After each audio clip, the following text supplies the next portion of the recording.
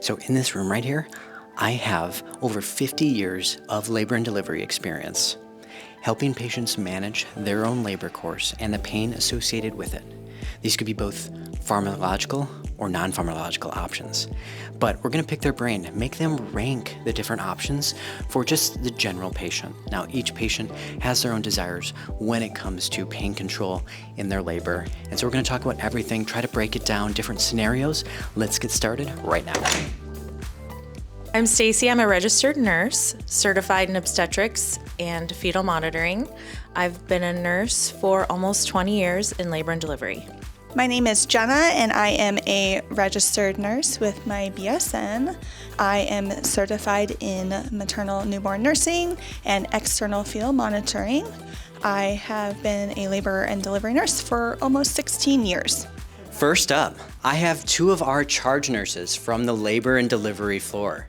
If you're unfamiliar with that term, what a charge nurse is, well, they're the scary ones. They have often the most experience and demand a lot of respect from all the individuals around them. And so believe me, if you're a new doctor on the floor, you are shaking in your Crocs in front of these two until you gain their respect. And so why do I have these two here? Because more times than I can count, these two have fought tooth and nail for their patients and their own labor course to give them the best experience possible, and I've witnessed that. And so, ladies, let's talk about the different pain control options when it comes to the labor and delivery course and rank them based on the internet's favorite ranking system.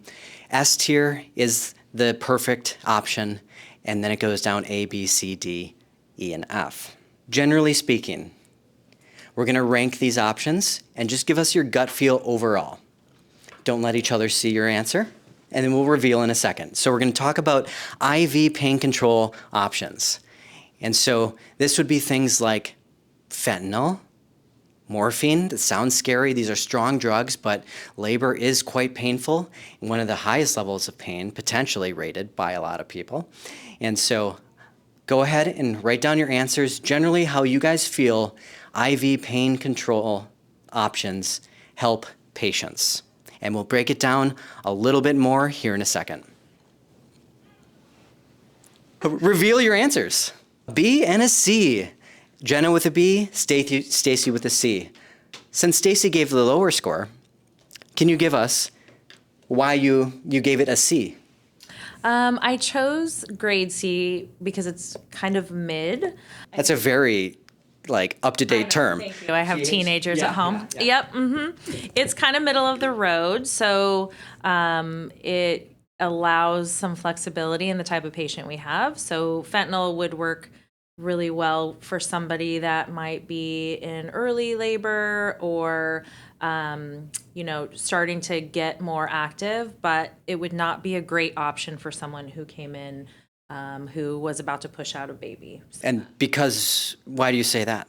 Well, fentanyl is a narcotic, and it can make baby sleepy if they get it. So if the baby delivers too soon after receiving fentanyl, even though it has a really quick half-life, it can affect the respiratory effort after the baby's born. So we like to kind of give it a cutoff on time frame on when it's safe to give. Okay.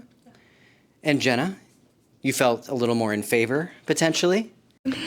Yeah, I think that fentanyl is good to buy time. So I think fentanyl is good for someone who wants to labor without an epidural and they're trying to just buy themselves time to get through the more difficult part of the middle of their labor. I agree with Stacy. You cannot give it too close to delivery. So when administering fentanyl, we have to have pretty good confidence that they're not going to deliver within the next 60 minutes.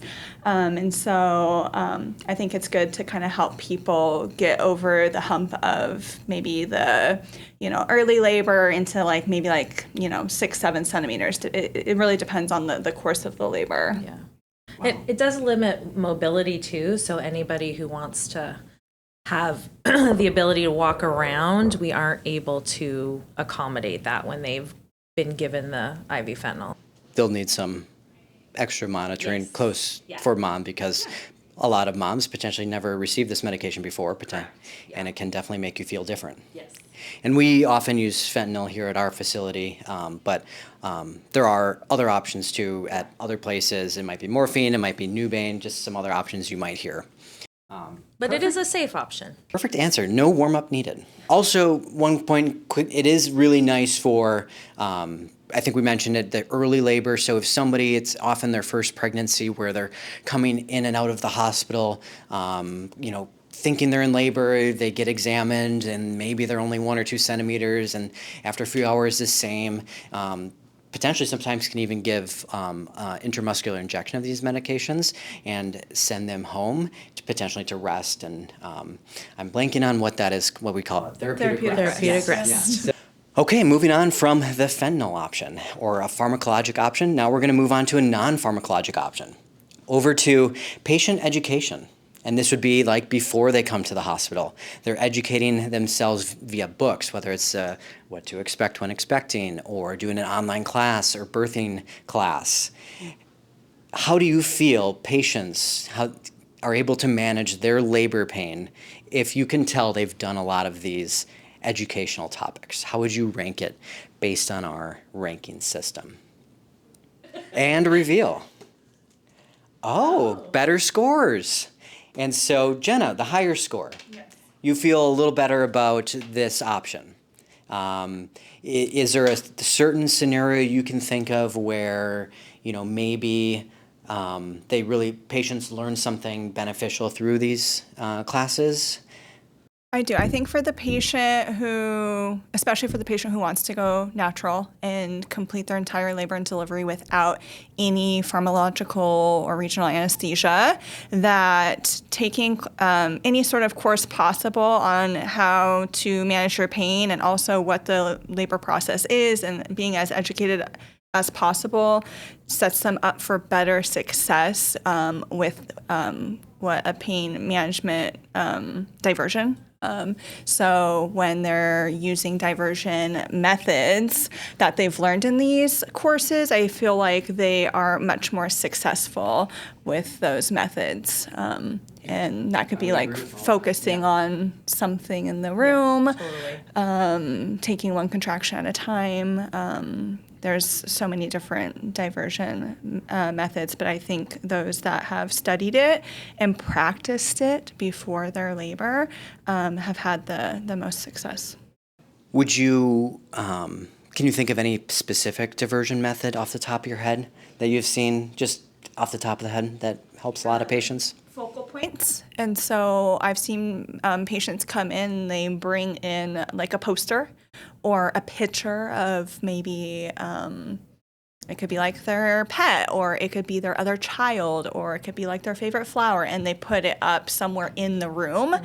And so when they're having a contraction, they're focusing on that focal point, and it is actually like a proven pain management method, because if your brain is focused so hard on something, you don't have the ability to multitask. And so you're so focused on that focal point that you've actually put the pain you're experiencing on the back burner. And it's actually everything else has been brought to the front, and you've pushed the pain to the back of your brain, and you are actually able to manage your pain better. That's perfect. Stacy, you gave it a B? I did. I gave it a B. And that is because I think education is vast, right? And it's also left to the person seeking out education. So where are they going to find this education? Is it Google? Is it mom boards, Instagram, discussion boards, Instagram, or, are they seeking out childbirth classes? What are instructors teaching? I think there's just so much information floating out there that, which is wonderful, but it can also be inhibitive. So I didn't score it quite as high, even though I think it's extremely important. I just wanted to bring in that element of like overboard of information where you don't always know the source in which it's coming from. Yeah. But people that have some knowledge when they come is fantastic. It makes our relationship with them start off on a great foot, because we can talk, spend more time talking the same language. Yeah. Perfect. And yeah, I think that's great. I think a lot of patients come into it thinking, I want to try to avoid getting an epidural or the medications. And I think this is a great tool for, setting yourself up at least for these different methods. Focal point, I actually never heard of that. No. I do think too that it's regardless of how much the education they've had, we do tend to sit down and explore those things together anyway. So there just is a little bit more understanding maybe coming into it. Yeah. We're going to agree on one of them, I bet. All right. We're dipping our toes back into the pharmacologic options here. We're going to be talking about laughing gas, nitrous oxide. It's a newer thing here at Valley where we work. Newer, I mean, within the last handful of years. Yeah. Gaining a little more popularity in the U.S. as an option. I think a lot of patients, a lot of the people thinking about pain control options think like, oh, that might be the option for me. I can avoid an epidural. I'll just get some of the laughing gas. But what do you guys think as far as overall, from your experience, how do you feel the nitrous oxide, which is an inhaled, go ahead and write yours while inhaled gas. It's very short acting, maybe takes about 30 seconds to really have full effect. And so when a patient is in labor or trying to manage some pain, they would have a mask that mixes oxygen and nitrous oxide together and gives them that pain relief in about 30 seconds. It is short acting too, so it can be used a little closer to a baby's birth because it's not going to be, or it's going to be metabolized pretty quickly. So, gals, what do we think? That's surprising. That is surprising. I think for potentially a lot of people watching this video is a lot of patients that I see in the clinic really are hoping that this is the option for them. Let's explain our C+ answer, which they both agreed on. If we can't totally see so our first agreement. I knew it was coming. Who wants to go first? Stacy. Sure. When it comes to nitrous, it either works very well for a select group of people, or it doesn't work at all. I think people know very soon whether it works for them or not. It takes a coordinated effort to use it effectively, using breathing, timing that right with your contraction pain, and sometimes people will feel claustrophobic around it, but the people that it works really well for, they are able to labor for their entire labor course with using it in coordination. It allows them to be mobile, no impact on baby. It's a really great tool if it works, but I would say the majority of people are deterred by the coordination of breathing the gas through pain. Jenna? Yeah, I would actually probably clump it in with diversion. I'm not 100% convinced that the gas is actually relieving their pain. I think them focusing on the gas and breathing it in and focusing on the mask and holding it to their face is what's helping them through the contraction and telling themselves, oh, this is going to make my pain better. This is going to make my pain better. That's kind of my personal opinion on it. So I'm not 100% sold on it working as just a gas itself. I think it's more of that they're focusing on it. And I think they also have to believe it's going to work. If they go into it skeptical, I feel like those are the scenarios where it's not going to work as well as if someone's really wants to try it and believe in it working, then they have more success with it. That's great. And so maybe not as perfect of an option as maybe someone may think. It sounds like it takes a lot of just understanding it, education about it. I would say a fairly decent percentage that, at least what I've seen, that try the nitrous potentially end up getting a little further pain control, probably, which beyond that would be likely with an epidural, which we'll talk about that shortly. Stay tuned. Yeah. And my palms aren't even sweaty. All right, back to a non-pharmacologic option. We're talking about birth coaches and doulas. How would you rank having somebody there for you, coaching you through the process of labor and pain overall for a patient's pain control, or based on our ranking system? And this could be anyone in the room. It doesn't have to be someone that you outsource or hire through an organization. Maybe even this could be the partner. Maybe we'll talk about that and how effective that can be. All right, let's reveal birth coaches and doulas. Whoa, those are higher than I thought. I'm going to let you guys explain your answers. Stacy with an A, Jenna with a B+. That is quite a high score. Not an S tier maybe, but pretty good. Jenna? Yeah, I think any support is helpful. Doulas are great for those that want a doula and they build a relationship with them during their pregnancy, to have that familiar person with them during their labor, and they've probably have already talked about managing pain and what they would like, and kind of run scenarios on how they see their labor going. And so I think that they're great in that aspect. And also if it's the husband, and then don't forget the bedside nurse. I think that we are amazing support as well. So if you are open to an entire team of people helping you, I think that's going to give you the best success for having that picturesque delivery that you were wanting. I agree. I would add to that that support people are so crucial in the process of labor and delivery.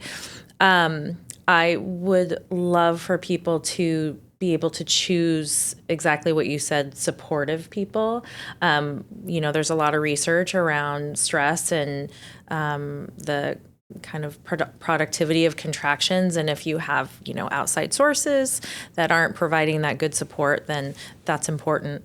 There could probably be also something to be said about having the courage to say no to somebody that might bring negative energy Absolutely. to your room. Absolutely. I think sometimes certain cultures, certain people, families, I'm not saying Dynamics. mother-in-law, Yeah. but I'm just saying, like, sometimes it might be best for you to say no. Yeah. Yeah. So I think support people in whatever that means for the individual, whether it's doula, birth coach, husband, wife, Jenna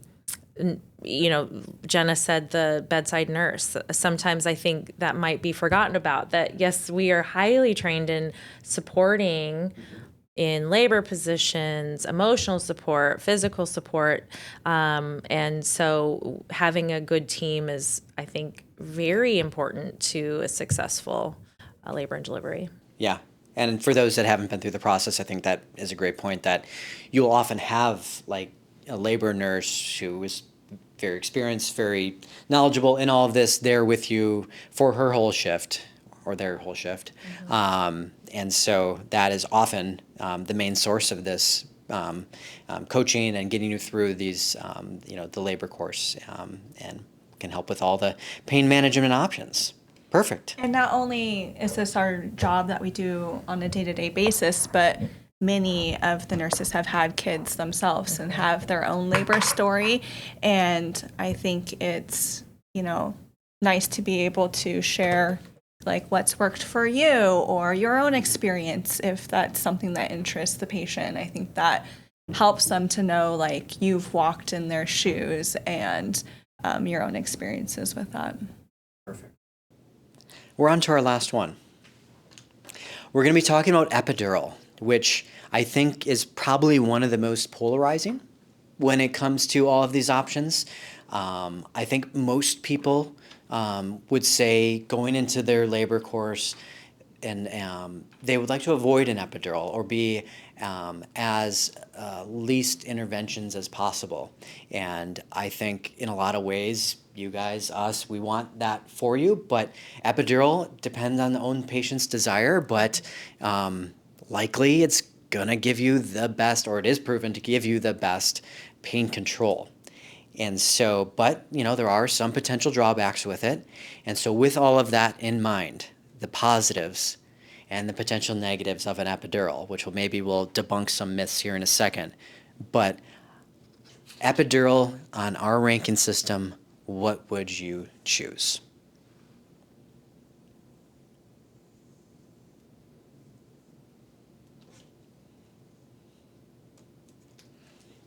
All right. Looks like we got a couple answers here. Show us. Whoa, I'm surprised. A and A plus.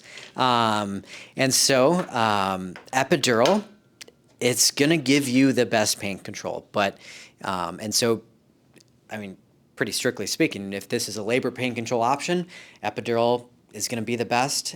Whether someone, wants that in their course is up to them. But Stacy, any particular thoughts behind your A plus? Yeah, I think, pain is obviously very subjective, so we can't make the decision for our patients. We can just educate them on what their options are. But in terms of pain relief, the epidural is the gold standard for covering that 10 out of 10 pain, if that's your goal.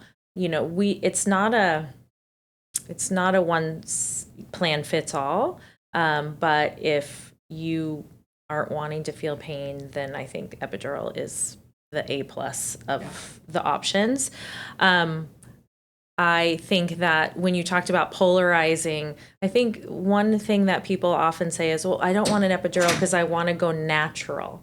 Well, I like to really educate people to say, it's not natural or unnatural, it's medicated versus unmedicated. And I really wish that people would kind of hold on to that a little more, to say there's not anything unnatural about an epidural. You're still going to have a baby, and that's wonderful and beautiful. But if that's the thing holding you back, let that go. Let that go. I also love exploring why people don't want an epidural. Is it purely about labor goals, or is it that Aunt Frida had a bad experience and it's all because of an epidural? And so it's fun to talk about those things. Yeah. Jenna, any particular strong feelings behind your A regarding an epidural? I think let's say this. There's some negative feelings out there about epidural from people that come through our offices or even thinking about labor, and there's well, I don't want an epidural. But then you ask them further, and they have concerns often oh, is this I'll probably have a higher chance of getting a C-section. There are a lot of myths with it, and I think that most of those are not accurate. I don't think it increases the chance for a C-section. We've heard stories about fears of getting paralyzed, and before you get your epidural, the anesthesiologist will go over all the risks, and they can give you to a T the percentages and likelihood of any ailment you've ever read about, and kind of help you make that decision. I also agree that if you do not want to feel pain during your labor and delivery, that this is the best option. Yeah. However, it might not get rid of every sensation. It gets rid of pain, but it doesn't get rid of pressure. And pressure is a weird phenomenon, because if your body has so much pressure, your brain starts to compute it as pain. And so towards the end of the labor, maybe when you're completely dilated and baby's really low in your pelvis, or when you're pushing, there's a lot of pressure. And depending on the epidural, and every time and every person, it's different. What happens with your first epidural might be different than your fourth. But if there's a lot of pressure and the epidural can't completely block that out, it can kind of start to feel like pain. Yep. But I always tell my patients that I love it when you feel pressure, because you're going to push that much better. You know when to push and where to push. Yes. So I think pressure's good. So do I. Just off the top of my head, thinking about some of the things that patients say. One, is it ever too early to get an epidural? per se. Yes. Yes. Do you have an explanation? That What makes you one of the misconceptions about epidural's increasing risk of C-section is really about rotating the baby in position. And if we give an epidural to somebody too early, then we lose that ability to be more mobile and use their bodies to get the baby in the right position. And so, you know, taking that off the table just limits what we can do, because obviously after you get an epidural, you cannot walk around. So we have to do everything. We have to mimic everything within the bed. And we have tools for that, but to get it too soon just limits that ability. Yeah. And so, yeah, that too soon, there's probably not like a centimeters dilated associated, but probably more of like an active labor, baby getting into the pelvis. You can get it that early, but like you said, you're going to be in the bed likely the whole time, having to have the staff help you make those position changes, which often it'd be easier to just walk and do a lot of that on your own. Anything else you want to add about epidural? There is a too late. There is a That's often a question. Yes. Yeah. There is a too late. There is a too late. Well, actually, we tell people We'll there's try. not a too late. As long as you can sit still, we will attempt your epidural. Yeah. But if you're completely dilated and your baby's descending into your pelvis and you are able to sit still and get your epidural, I think there's still time that needs to lapse for your receptors in your epidural space to be able to soak up that medication and numb you. And sometimes your baby in your labor is moving too fast for that. Yeah. Yeah.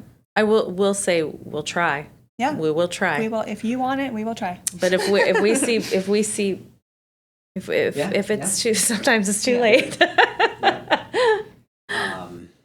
Well, thank you guys. Hopefully everyone appreciates these two coming on. They came here, only a slight payment in cash. Just kidding. On their days off. So everyone give them a round of applause But yeah, thank you guys for coming back, and you are done. Yay. And so we can retake this whole thing. Okay. If we just don't feel good about it, we can just do it all over again. Okay. But we'll just kind of push through and see how it goes. Okay. All right. I'm nervous.